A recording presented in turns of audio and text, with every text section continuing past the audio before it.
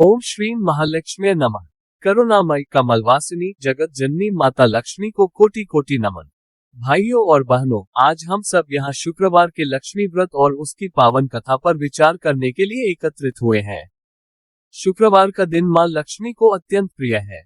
माँ केवल धन की देवी नहीं है, वे सुख, शांति, सद्बुद्धि, सौभाग्य और संतोष की अधिष्ठात्री देवी है।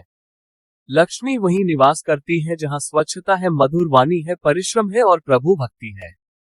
शुक्रवार का व्रत हमें बाहरी समृद्धि के साथ साथ आंतरिक पवित्रता भी सिखाता है। माता लक्ष्मी कमल पर विराजमान है, कमल जो कीचड़ में रहकर भी निर्मल रहता है।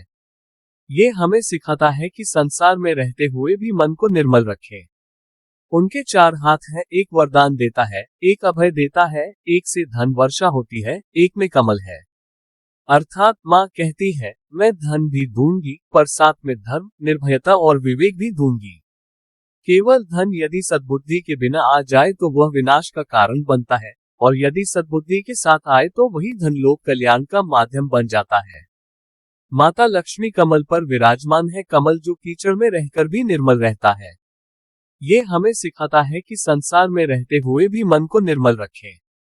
उनके 4 हाथ हैं, एक वरदान देता है, एक अभय देता है, एक से धन वर्षा होती है, एक में कमल है। अर्थात माँ कहती है, मैं धन भी दूंगी पर साथ में धर्म, निर्भयता और विवेक भी दूंगी। केवल धन यदि सद्बुद्धि के बिना आ जाए तो वह विनाश का कारण बनता है, और यदि सद्बुद्धि के साथ आए तो वही धन लोक कल्याण का माध्यम बन जाता है। अब मैं आप सबको शुक्रवार माता लक्ष्मी व्रत कथा सुनाती हूँ। बहुत समय पहले की बात है। एक नगर में धर्मदत्त नाम का एक गरीब ब्राह्मण अपनी पत्नी सुमित्रा के साथ रहता था। दोनों अत्यंत धर्मपरायण थे, परंतु घर में घोर निर्धनता थी। कई बार उन्हें बिना भोजन किए ही सोना पड़ता। एक शुक्रवार को सुमित्रा अत्यंत दुखी होकर पास के मंदिर गई। उसने माँ लक्ष्मी से रोते हुए प्रार्थना की, माँ, यदि आप धन नहीं भी दें तो मुझे ऐसा सौभाग्य दीजिए कि मैं अपने पति के साथ सम्मानपूर्वक जीवन जी सकूं। उसी रात सुमित्रा ने स्वप्न में मां लक्ष्मी को देखा। मां ने कहा, बेटी, तुम श्रद्धा से शुक्रवार का व्रत करो, जरूरतमंद को दो।